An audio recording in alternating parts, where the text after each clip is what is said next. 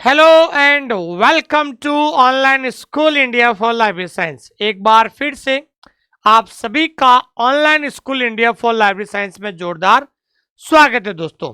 मैं आपका दोस्त सुमेर सिंह कछावा, पुस्तकालय अध्यक्ष। आज की स्पेशल लाइव क्लास में आप सभी का स्वागत है दोस्तों। छत्तीसगढ़ ग्रंथपाल भर्ती परीक्षा की तैयारी करने वाले तमाम विद्यार्थियों को मेरी तरफ से हार्दिक शुभकामनाएं। जैसा कि आप सभी को पता है कि रिसेंटली छत्तीसगढ़ में नई सरकार बनी है और नई सरकार बनते ही उन्होंने ये कहा है कि बहुत जल्द शिक्षा विभाग में 33,000 से ज़्यादा पदों पर वैकेंसी आएगी। उनमें से उन्होंने कहा है कि छत्तीसगढ़ ग्रंथपाल के भी 1844 पद होंगे। ठीक है, ये वैकेंसी कभी भी नोटिफिकेशन आ सकता है, इसलिए आप अपनी तैयारी में जारी रखें ताकि वैकेंसी आने के बाद केवल और केवल आपको रिवीजन करना ही पड़े और जल्द से जल्द आपका सिलेक्शन हो जाए दोस्तों। थैंक यू वेरी मच, बहुत बहुत धन्यवाद आप सभी लोगों का कि आपने मुझे इतना प्रेम और स्नेह दिया है।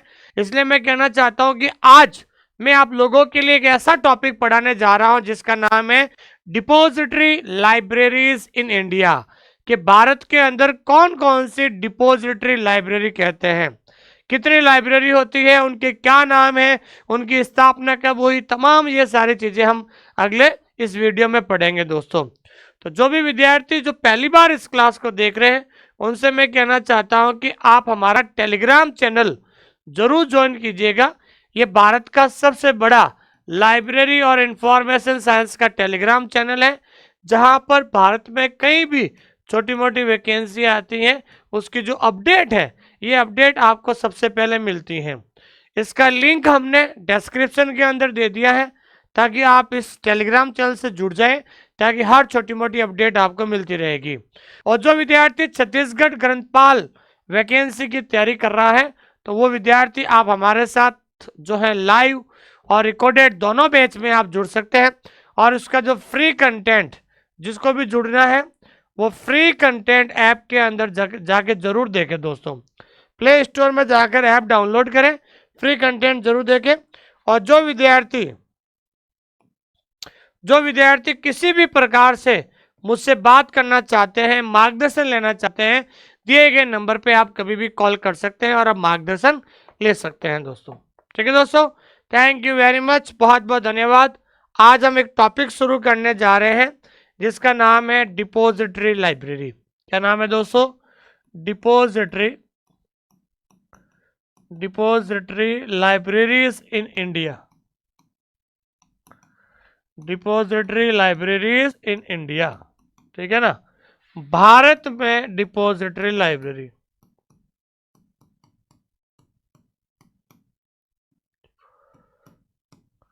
भारत में डिपोजिटरी पुस्तकालय, ध्यान रखना। ठीक है, तो आज हमारा टॉपिक है, नया है आप लोगों के लिए, तो आप भी मेरे साथ पेन और रजिस्टर उठा लीजिए। जो चीजें मैं पढ़ा रहा हूं उन चीजों को आप पहले थ्योरी के रूप में लिखिए, क्योंकि दोस्तों जब तक लिखोगे नहीं तब तक सीखोगे नहीं। तो बहुत इंपॉर्टेंट टॉपिक है, यहां से एक सवाल हमेशा परीक्षा के अंदर पूछा जाता है, इसलिए इस टॉपिक को स्किप करना बहुत ज्यादा खतरनाक हो सकता है आप लोगों के लिए।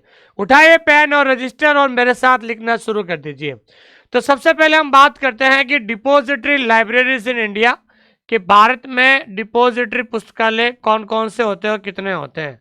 तो सबसे पहले हम बात करते हैं कि आपने एक एक्ट पढ़ा होगा, एक्ट ये पढ़ा होगा कि डिलीवरी ऑफ बुक्स एक्ट, ध्यान रखना। एक आपने एक्ट पढ़ा है कि डिलीवरी ऑफ बुक्स एक्ट, ठीक है ना।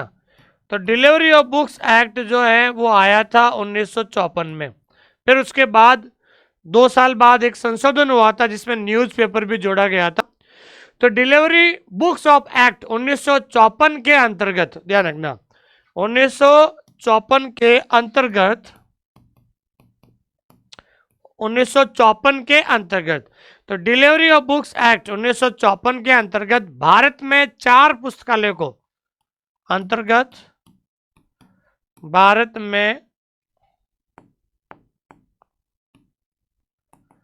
में कितने लाइब्रेरी को? 4 पुस्तकालय को, ध्यान रखना। भारत में 4 पुस्तकालय को डिपॉजिटरी लाइब्रेरी घोषित किया गया। क्या क्या गया दोस्तों? डिपॉजिटरी लाइब्रेरीज घोषित किया गया। डिपॉजिटरी लाइब्रेरी घोषित किया गया। ध्यान रखना, कितने लाइब्रेरी घोषित किया गया दोस्तों? 4 जो है पुस्तकालय को डिपॉजिटरी लाइब्रेरी घोषित किया गया। कुल मिलाकर आपको पता चल गया है कि भारत में डिपॉजिटरी लाइब्रेरी की संख्या कितनी है दोस्तों? 4 है। कितनी है दोस्तों? 4 है। ध्यान रखना, ठीक है। तो डिलीवरी ऑफ बुक्स एक्ट 1954 बना था। इसके तहत अगर कोई भी लेखक है या कोई भी प्रकाशक है, अपनी किताब की एक प्रतिलिपि जो है वो डिपॉजिटरी लाइब्रेरी में भेजा जाता है, इस एक्ट के तहत जाता है। तो विद्यार्थियों को ये पता ही नहीं है कि भारत में डिपॉजिटरी लाइब्रेरी की संख्या कितनी है। तो भारत में डिपॉजिटरी लाइब्रेरी की संख्या कितनी है दोस्तों? 4 है। ध्यान रखना, कौन कौन सी है 4, तो उसके बारे में हम चर्चा करेंगे। पहली जो है वो है कोने मेरा पब्लिक लाइब्रेरी। कौन से दोस्तों? पहली जो है जिसका नाम क्या है दोस्तों? कोने मेरा पब्लिक लाइब्रेरी दोस्तों। दूसरी है Asiatic society of Mumbai. Asiatic society of Mumbai, दूसरा का नाम क्या है? Asiatic society of Mumbai. ध्यान रखना, ठीक है। तीसरी कौन सी है? National library of India. National library of India, Bharat की राष्ट्रीय पुस्तकालय हो जाएगा। और चौथा है कि दिल्ली पब्लिक लाइब्रेरी। और चौथी कौन सी है दोस्तों?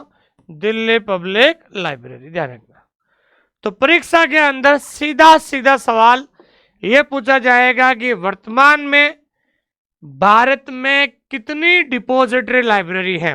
आपका आंसर होगा 4, ठीक है। कौन कौन सी है? पहली है कोने मेरा पब्लिक लाइब्रेरी, दूसरा है एशियाटिक सोसाइटी ऑफ मुंबई, तीसरी है नेशनल लाइब्रेरी ऑफ इंडिया, और चौथा है दिल्ली पब्लिक लाइब्रेरी। ध्यान रखना, 4 प्रकार की डिपॉजिटरी लाइब्रेरी है, ठीक है। अब इन लाइब्रेरी का विस्तार से पढ़ेंगे, लेकिन एक सवाल बनता है कि निम्नलिखित में से कौन सी डिपॉजिटरी लाइब्रेरी नहीं है? तो ऐसे सवालों में आपको ध्यान रखना, 3 ये दे देंगे, चौथा कोई और नाम दे देंगे। तो कौन सी नहीं है, तो उस समय आपको तकलीफ आएगी। इसलिए चारों डिपॉजिटरी लाइब्रेरी आपको नाम याद होने चाहिए दोस्तों, ठीक है दोस्तों। तो अभी जो भी विद्यार्थी इस क्लास को देख रहे हैं, एक बार इस क्लास को लाइक करें, एक पॉजिटिव कमेंट को जरूर लिखें, और मेरे साथ साथ पेन ले लीजिए और अपने रजिस्टर में नोट्स जरूर बनाएं दोस्तों। अगर आप नोट्स नहीं बना सकते हो तो आप लाइब्रेरियन कभी नहीं बन सकते, ये लिख लेना, क्योंकि जितना जल्दी आप नोट्स बनाओगे उतना ज़्यादा आप ज़्यादा से ज़्यादा रिवीजन कर पाओगे। ये चीज़ आपको ध्यान में रखना है। तो आइए हम एक एक लाइब्रेरी के बारे में डिटेल से पढ़ते हैं। पहला है कोने मेरा पब्लिक लाइब्रेरी। क्या नाम है दोस्तों? कोने मेरा पब्लिक लाइब्रेरी। ध्यान रखना, ये कई बार परीक्षा के अंदर पूछा जाता है कि कोना मेरा सार्वजनिक पुस्तकालय। कोने मेरा सार्वजनिक पुस्तकालय, ठीक है, ध्यान रखना। तो कोने मेरा पब्लिक लाइब्रेरी जो है, ठीक है ना, इसका सबसे पहले पूछा जाता है कि ये कोना मेरा पब्लिक लाइब्रेरी कहाँ पर स्थित है। लोकेटेड एट, लोकेटेड का मतलब होता है स्थित होना। तो कोने मेरा पब्लिक लाइब्रेरी कहाँ पर है दोस्तों? चेन्नई। चेन्नई, या फिर हम कह सकते हैं चेन्नई को क्या कहते हैं? मद्रास भी कहते हैं। क्या कहते हैं दोस्तों? मद्रास भी कहते हैं। तो कोने मेरा पब्लिक लाइब्रेरी जो है चेन्नई, जिसे हम मद्रास भी कहते हैं, चेन्नई में स्थित है। ध्यान रखना, पहली बात तो, ठीक है। दूसरा सवाल बनेगा, कोने मेरा पब्लिक लाइब्रेरी की स्थापना को अंग्रेजी में कहते हैं एस्टेब्लिशमेंट। क्या कहते हैं दोस्तों? एस्टेब्लिशमेंट। इसकी स्थापना कब हुई थी? तो ध्यान रखना है, इसकी स्थापना हुई थी 1890 में। कब हुई थी दोस्तों? 1890 में कोने मेरा पब्लिक लाइब्रेरी की स्थापना हुई थी। ये चीज सवाल पूछा जाता, ठीक है। तीसरा सवाल ये बनेगा कि कोने मेरा पब्लिक लाइब्रेरी को पब्लिक के लिए कब खोला गया था? ओपन फॉर पब्लिक, मतलब जनता के लिए कब खोला गया था? जनता के लिए खोला गया, ठीक है ना। तो जनता के लिए खोला गया था 1896 में। कब खोला गया था दोस्तों? 1896 में। जनता के लिए 1896 में खोला गया था। ये कई बार सीधा पहला सवाल बनेगा, कोनावेरा पब्लिक लाइब्रेरी कहाँ पर है? चेन्नई मद्रास में। उसकी स्थापना कब हुई? 1890 में। लेकिन जनता के लिए खोल दिया गया था 1896 में। जनता के लिए कब खोला गया था? 1896 में खोला गया था। ये चीज आपको ध्यान में रखनी है। और अब अगला जो सवाल आ रहा है कि कोनावेरा पब्लिक लाइब्रेरी जो है एक इंफॉर्मेशन सेंटर के रूप में या डिपोजिटरी लाइब्रेरी के रूप में कार्य करता है किन के लिए? तो ध्यान रखना है कि ये जो लाइब्रेरी है इट फंक्शंस, ये कार्य करता है as a depository library, as a depository library for UN, UN UNESCO, UN के लिए, यूनेस्को के लिए, and Asian development bank, and Asian development bank, ध्यान रखना, ठीक है, बैंक, BANK। तो ये कई बार परीक्षा के अंदर पूछा जाता है कि निम्नलिखित में से कौन सी लाइब्रेरी यूएन यूनेस्को या फिर एशियन डेवलपमेंट बैंक के रूप में, बैंक के लिए डिपोजिटरी लाइब्रेरी के लिए, डिपोजिटरी लाइब्रेरी के रूप में ये कार्य करता है। तो ये कार्य कौन करता है दोस्तों? कोनावेरा पब्लिक लाइब्रेरी करता है। कौन करता है दोस्तों? कोनावेरा पब्लिक लाइब्रेरी करता है। इसको याद रख लेना। ये पूछा जाएगा कि निम्नलिखित में से कौन सी डिपोजिटरी लाइब्रेरी है जो यूएन के लिए काम कर रही है? तो यूएन के लिए या एशियन डेवलपमेंट के लिए कौन कार्य कर रही है? वो कर रही है कोनावेरा पब्लिक लाइब्रेरी कर रही है। ये विशेष सवाल आपके परीक्षा के अंदर पूछा जाएगा। तो पहला जो है हमने पढ़ा है वो है, ध्यान रखना, कोनावेरा पब्लिक लाइब्रेरी, ध्यान रखना, ठीक है। दूसरा लाइब्रेरी है Asiatic, Asiatic society of Mumbai. दूसरी डिपॉजिट लाइब्रेरी क्या है दोस्तों? Asiatic, Asiatic society of Mumbai. क्या है दोस्तों? Asiatic society of, Asiatic society of Mumbai. तो एशियाटिक सोसाइटी ऑफ मुंबई जो है ये लाइब्रेरी है, ठीक है। अगला सवाल ये बनेगा कि ये एशियाटिक सोसाइटी नाम से पता चल गया ये कहाँ पर स्थित है दोस्तों? महाराष्ट्र की राजधानी या महाराष्ट्र या फिर हम कह सकते हैं मुंबई में ये स्थित है, ठीक है। इसके बाद सीधा सा सवाल बनेगा कि इसकी स्थापना कब हुई थी? ये सवाल सबसे ज्यादा पूछा जाता है, ठीक है ना। तो इसकी जो स्थापना है वो स्थापना कब हुई थी दोस्तों? इसकी स्थापना हुई थी 26 नवंबर 1804 में। कब हुई थी दोस्तों? 26 नवंबर 1804 में, ध्यान रखना, 26 नवंबर 1804 में जो है इसकी स्थापना हुई थी, ठीक है। और अगला सवाल बनेगा कि इसकी स्थापना किसके द्वारा की गई थी? व्यक्ति विशेष का नाम बताइए आप। एस्टेब्लिश्ड बाय, इसकी स्थापना किसके द्वारा की गई? तो एक व्यक्ति का नाम है सर जेम्स मैकिन्टॉश, सर जेम्स मैकिन्टॉश, ध्यान रखना, एक व्यक्ति का नाम है कि सर जेम्स मैकिन्टॉश। तो सर जेम्स मैकिन्टॉश नामक जो व्यक्ति है उसके द्वारा एशियाटिक सोसाइटी ऑफ मुंबई की स्थापना की गई थी। सवाल पूछा जाता है कि सर जेम्स मैकिन्टॉश का संबंध किस डिपोजिटरी लाइब्रेरी से है? तो ध्यान रखना है वो है एशियाटिक सोसाइटी ऑफ मुंबई, उससे संबंधित रखना है दोस्तों, ठीक है। दो डिपोजिटरी लाइब्रेरी हो गई, ध्यान रखना, ठीक है। आप सभी लोग बढ़िया सा नोट्स बनाइए। मैं बार बार नोट्स बनाने के लिए क्यों कह रहा हूँ? क्योंकि ये चीजें एक बार आपने रजिस्टर में लिख दिया है ना, उसके बाद ज्यादा से ज्यादा आपको रिवीजन करने में मजा आएगा, ताकि आपको किसी प्रकार की कोई प्रॉब्लम नहीं रहेगी दोस्तों, ठीक है। उसके बाद तीसरा, नेशनल लाइब्रेरी ऑफ इंडिया। तीसरी कौन सी है दोस्तों? National library of India, Bharat का राष्ट्रीय पुस्तकालय, भारत का राष्ट्रीय पुस्तकालय कौन सा है दोस्तों? भारत का राष्ट्रीय पुस्तकालय। ये भी it is also called as a depository library, इसे डिपोजिटरी लाइब्रेरी के रूप में भी जाना जाता है। ठीक है, तो भारत का राष्ट्रीय पुस्तकालय कहाँ पर स्थित है? लोकेटेड। लोकेटेड का मतलब होता है स्थित होना। ये कहाँ पर स्थित है दोस्तों? तो ये स्थित है कोलकाता के अंदर। कहाँ पर है दोस्तों? कोलकाता के अंदर ये स्थित है, ध्यान रखना। ठीक है, अगला सवाल है, इसकी स्थापना कब हुई थी? तो ध्यान रखना है, स्थापना हुई थी, एस्टेब्लिशमेंट, इसकी स्थापना हुई थी 1948 में।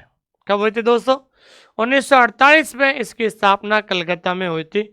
ये चीज ध्यान रखना है। ठीक है, अगला सवाल है कि इसे जनता के लिए कब खोला गया था? Open for public. Open for public मतलब जनता के लिए कब खोला गया था?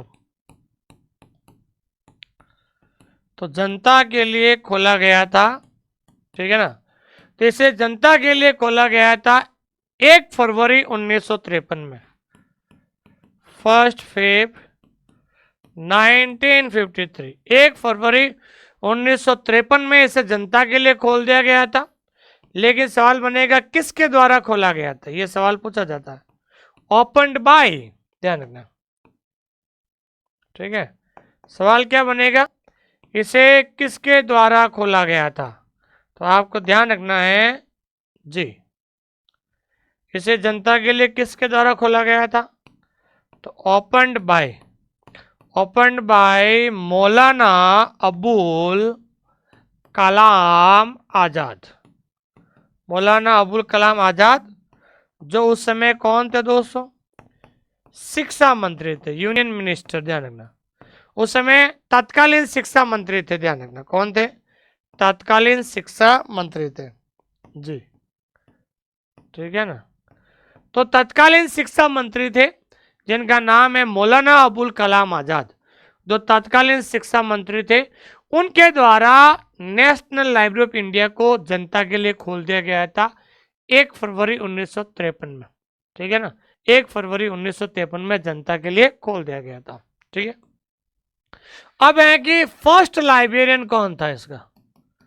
भाई नेशनल लाइब्रेरी ऑफ इंडिया है, इनके जो प्रथम पुस्तकालय अध्यक्ष कौन थे? ये सवाल कई बार पूछा जाता है। तो प्रथम पुस्तकालय अध्यक्ष थे B.S. केशवन। कौन है दोस्तों? B.S. केशवन। B.S. केशवन को पद्मश्री अवार्ड कब मिला था? तो आपको होना पता होना चाहिए, पद्मश्री जो अवार्ड है 1960 में मिला था। कब मिला था दोस्तों? 1960 में इनको पद्मश्री अवार्ड दिया गया था राष्ट्रपति के द्वारा। किसके द्वारा दोस्तों? राष्ट्रपति के द्वारा इनको दिया गया था। तो B.S. Keshavan was the first librarian of national library of India. Bharat के राष्ट्रीय पुस्तकालय के प्रथम जो अध्यक्ष थे, पुस्तकालय अध्यक्ष थे, वो B.S. केशवन थे, जिन्हें जो है पद्मश्री अवार्ड मिला था 1960 में। एक ध्यान रखना, नेशनल लाइब्रेरी रिव्यू ये ब्लॉग है, ध्यान रखना, बहुत इंपॉर्टेंट क्वेश्चन है। नेशनल लाइब्रेरी रिव्यू ये पूछा जाता कई बार कि नेशनल लाइब्रेरी रिव्यू ये किसका ब्लॉग है? तो ध्यान रखना, नेशनल लाइब्रेरी रिव्यू ये जो ब्लॉग है वो national library of India Calcutta का है। National library of India Calcutta का है, ध्यान रखना। ये कई बार पूछा जाता है, ये और प्रीवियस ईयर के कंपटीशन एग्जाम में पूछा गया था कि नेशनल लाइब्रेरी रिव्यू जो ब्लॉग है ये कौन पब्लिश करता है? कि ये पब्लिश करता है नेशनल लाइब्रेरी ऑफ इंडिया। कौन पब्लिश करता है दोस्तों?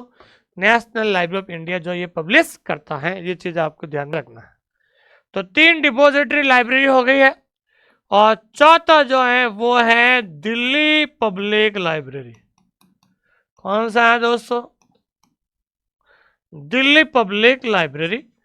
और दिल्ली पब्लिक लाइब्रेरी जो है, तो दिल्ली पब्लिक लाइब्रेरी कहाँ पर स्थित है दोस्तों?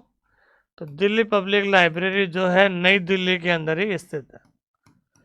ठीक है, इसकी स्थापना कब हुई थी? तो आपको ध्यान रखना है, इसकी स्थापना हुई थी 1951 में। कब हुई थी दोस्तों? इसकी जो स्थापना है, इसकी स्थापना हुई थी 1951 में, इसकी स्थापना हुई थी। अगर डेट वगैरह भी पूछ ले तो ध्यान रखना है 27 अक्टूबर 1951 में दिल्ली पब्लिक लाइब्रेरी की स्थापना हुई थी। कब हुई थी? दिल्ली पब्लिक लाइब्रेरी की स्थापना 27 अक्टूबर 1951 में हुई थी। यह एक पायलट प्रोजेक्ट था, ध्यान रखना, ठीक है ना। It is a pilot project, ठीक है ना। It is a pilot project by UNESCO and government of India. इसकी स्थापना जो है किसके द्वारा की गई? भारत सरकार तो है ही है, लेकिन यूनेस्को, ध्यान रखना, कई बार सवाल पूछा जाता है कि दिल्ली पब्लिक लाइब्रेरी की स्थापना किसके सहयोग से की गई थी? तो दिल्ली पब्लिक लाइब्रेरी की स्थापना जो है यूनेस्को के सहयोग से की गई थी। किसके सहयोग से की गई थी दोस्तों? यूनेस्को के सहयोग से की गई थी। ये सवाल कई बार परीक्षा के अंदर पूछा जाता है और विद्यार्थी बहुत ज़्यादा कंफ्यूज हो जाता है, इसलिए आपको ये विशेष सवाल है, इसलिए आपको ये छोटी छोटी चीज़ें आपको ध्यान में रखनी है दोस्तों। समझ में आ गई मेरी बात? ये चीज़ आपको ध्यान में रखनी है, ठीक है। तो मैंने आपको बताया था कि भारत में आज का जो टॉपिक क्या है कि भारत में डिपॉजिटरी लाइब्रेरी की संख्या कितनी है? तो भारत में डिपॉजिटरी लाइब्रेरी की संख्या 4 है। 4 कौन कौन सी हैं? ये चारों हो गई। हम चारों को डिटेल से बता दिया है कि भाई स्थापना कब हुई, किसके द्वारा की गई थी, कब है, ये सारी जनता के लिए कब खोली गई थी, ये सारी चीज़ें हमने बता दी है, ठीक है दोस्तों। दिल्ली पब्लिक हो गया, ये सारी चीज़ें, ठीक है। तो अब हमने ये थ्योरी पढ़ी है, अब हम कुछ इंपॉर्टेंट क्वेश्चंस जो है सॉल्व करते हैं। आपने टॉपिक पढ़ लिया है, अब सवाल परीक्षा के अंदर कैसे पूछा जाएगा उसके बारे में भी हम चर्चा करते हैं। क्या करते हैं दोस्तों? चर्चा करते हैं। ये चीज़ आपको ध्यान में रखनी है, ठीक है ना, ये चीज़ आपको ध्यान में रखनी है, ठीक है। लेकिन इंपॉर्टेंट क्वेश्चन सॉल्व करने से पहले मैं बताना चाहता हूं कि हमारा ऑनलाइन स्कूल इंडिया जो एक डिजिटल प्लेटफॉर्म है, इसका एक टैगलाइन मैंने बनाया है कि जब तक लिखोगे नहीं तब तक सीखोगे नहीं। मैं बार बार ये कह रहा हूं क्योंकि दोस्तों लाइब्रेरी साइंस एक टेक्निकल सब्जेक्ट है और आप में से 90% वो विद्यार्थी है जिन्होंने डिस्टेंस एजुकेशन से डिप्लोमा या BLS और MLS किया है, इसलिए आपके अंदर नॉलेज का अभाव है, ज्ञान का अभाव है। अब बहुत सारे विद्यार्थी जो नए नए विद्यार्थी हैं उनको पता ही नहीं चलता है कि आखिर हम लाइब्रेरी साइंस को कैसे पढ़े, कैसे समझे, कैसे नोट्स बनाएं, कैसे रिवीजन करें। तो मैंने आपको कहा है कि जब तक लिखोगे नहीं तब तक सीखोगे नहीं। जब तक आपके रजिस्टर में एक एक टॉपिक का नोट्स नहीं बनाओगे तब तक आप लाइब्रेरियन बन नहीं सकते दोस्तों। इसलिए मैंने आपको यही कहा है कि अगर आपको सिलेक्शन तक पहुंचना है, अगर वास्तव में आपको सिलेक्शन लेना है, अगर लाइब्रेरी साइंस जैसे सब्जेक्ट को आपको जो है उसमें सिलेक्शन लेना है, तो सिलेक्शन लेने के लिए सिलेक्शन का जो प्रोसेस है, पहला प्रोसेस है कि समय पर आप सिलेबस को पूरा कीजिए, सिलेबस को पूरा कीजिए, ठीक है ना। मैं बार बार सिलेबस को पूरा करने के लिए क्यों कह रहा हूं पता है आपको? इसलिए कह रहा हूं कि समय पर आपका सिलेबस पूरा हो जाएगा ताकि कम से कम ज़्यादा से ज़्यादा आप रिवीजन करोगे। 90% विद्यार्थी सोचते हैं कि जब नोटिफिकेशन आएगा, नोटिफिकेशन के बाद हम पढ़ना शुरू करेंगे। दोस्तों नोटिफिकेशन के बाद अगर आप पढ़ना शुरू करोगे ना, केवल सिलेबस ही पूरा होगा, ना तो आपका रिवीजन होगा, ना MCQ सोल्व कर पाओगे और आप असफल हो जाओगे, ध्यान रखना। इसलिए सिलेबस को पूरा कीजिए, सिलेबस को पूरा करने के बाद आप रिवीजन शुरू कीजिए, ठीक है ना, रिवीजन शुरू कीजिए, क्योंकि रिवीजन शुरू करोगे ना तब जाकर आपको पता चलेगा कि एक एक टॉपिक का कॉन्सेप्ट क्लियर होगा, आपको कंफ्यूजन नहीं होगा कि ILA का हेडक्वार्टर कहाँ है, ALA का हेडक्वार्टर कहाँ है, यूनेस्को का हेडक्वार्टर कहाँ है। ईयर में आपको कंफ्यूजन नहीं होगा। जितना ज्यादा रिवीजन होगा उतना ज्यादा आपके अंदर कॉन्फिडेंस आएगा। नहीं तो ईयर में ध्यान रखना है कि हेडक्वार्टर में, स्थापना में बहुत ज्यादा कंफ्यूजन होता है, फैक्ट वाली चीजों में कंफ्यूजन हो जाता है, पब्लिकेशन वाले में कंफ्यूजन हो जाता है। तो जितना ज्यादा रिवीजन करोगे उतना ज्यादा टॉपिक का कॉन्सेप्ट क्लियर होगा और कंफ्यूजन हट जाएगा। और तीसरा जो होता है सॉल्व MCQ। अब आपको क्या करना है? MCQ सॉल्व करना। भाई आपने इस टॉपिक को लिख लिया, टॉपिक का रिवीजन कर लिया, अब आपको पता करना है कि ये टॉपिक मुझे कितना याद हो रहा है। तो उस टॉपिक से संबंधित जितने भी आप क्वेश्चन सॉल्व करोगे तब जाके आपको पता चलेगा। और एमसीक्यू में हम 3 प्रकार की टेस्ट सीरीज देते हैं। पहला हम देते हैं टॉपिक वाइज, दूसरा हम देते हैं पार्ट वाइज, ठीक है, और तीसरा जो हम देते हैं मेगा टेस्ट, ठीक है ना। ताकि 3 प्रकार की हम जो है क्या देते हैं दोस्तों, 3 प्रकार के जो हम क्या करते हैं टेस्ट सीरीज देते हैं, ताकि आपका ज्यादा से ज्यादा एमसीक्यू सॉल्व होगा। एमसीक्यू सॉल्व करने से आपकी जो दिमाग की शक्ति जो है बढ़ेगी, और दिमाग की शक्ति बढ़ेगी तो पेपर के अंदर मेन एग्जाम में आपको किसी प्रकार का जो है दोस्तों प्रॉब्लम नहीं रहेगी दोस्तों। इसलिए हम कहते हैं कि जब तक लिखोगे नहीं तब तक सीखोगे नहीं दोस्तों। आइए शुरुआत करते हैं। पहला सवाल है कि एशियाटिक सोसाइटी ऑफ मुंबई ये किसके द्वारा स्थापना की गई थी। तो ध्यान रखना है, एशियाटिक सोसाइटी ऑफ मुंबई की स्थापना की गई थी सर जेम्स मैकिन्टॉश के द्वारा। किसके द्वारा दोस्तों, सर जेम्स मैकिन्टॉश के द्वारा जो है इसकी स्थापना की गई थी। दूसरा सवाल है कि निम्नलिखित में से कौन सी लाइब्रेरी संयुक्त राष्ट्र की डिपोजिटरी लाइब्रेरी के रूप में कार्य करती है। संयुक्त राष्ट्र का मतलब होता है यूएन, तो यूएन के रूप में कौन सी लाइब्रेरी काम कर रही है, मैंने आपको बताया था वो कर रही है कौन है मेरा पब्लिक लाइब्रेरी चेन्नई वाली जो है यूएन के रूप में कार्य कर रही है दोस्तों। तीसरा सवाल है कि who was the first librarian of national library of India. तो भारत की जो राष्ट्रीय लाइब्रेरी है उसके पहले लाइब्रेरियन कौन थे। तो पहले लाइब्रेरियन थे दोस्तों बी.एस. केशवन थे। कौन थे दोस्तों, बी.एस. केशवन। सभी लोग आंसर दीजिए, कमेंट में आंसर दीजिए सभी लोग। अगला क्वेश्चन है number of deposit library in India. Bharat में ये सवाल, इसका हिंदी ध्यान रखना, गलत हो गया, वापस रिपीट हो गया। तो सवाल है कि भारत में डिपॉजिटरी लाइब्रेरी कितनी है। तो ध्यान रखना है, भारत में डिपॉजिटरी लाइब्रेरी कितनी है दोस्तों। तो भारत में डिपॉजिटरी लाइब्रेरी है 4। कितनी है दोस्तों, 4 है, ध्यान रखना। निम्नलिखित में से कौन सी डिपॉजिटरी लाइब्रेरी नहीं है। कौन सी नहीं है दोस्तों, ये बॉम्बे यूनिवर्सिटी लाइब्रेरी नहीं है, बाकी सारे डिपॉजिटरी। ध्यान रखना, सवाल क्या पूछा, नहीं है। Which of the following is not a depository library. कौन सी नहीं है, बॉम्बे यूनिवर्सिटी लाइब्रेरी नहीं है। Indian library review. तो इंडियन लाइब्रेरी रिव्यू किसका ब्लॉग है, ये ब्लॉग है national library of India Kolkata का ब्लॉग है। किसका ब्लॉग है, नेशनल लाइब्रेरी ऑफ इंडिया का ब्लॉग है। दिल्ली पब्लिक लाइब्रेरी थी, तो बताइए दिल्ली पब्लिक लाइब्रेरी की स्थापना 1956 में हुई थी क्या, नहीं। तो ए ऑप्शन गलत है, ध्यान रखना, ए ऑप्शन गलत है।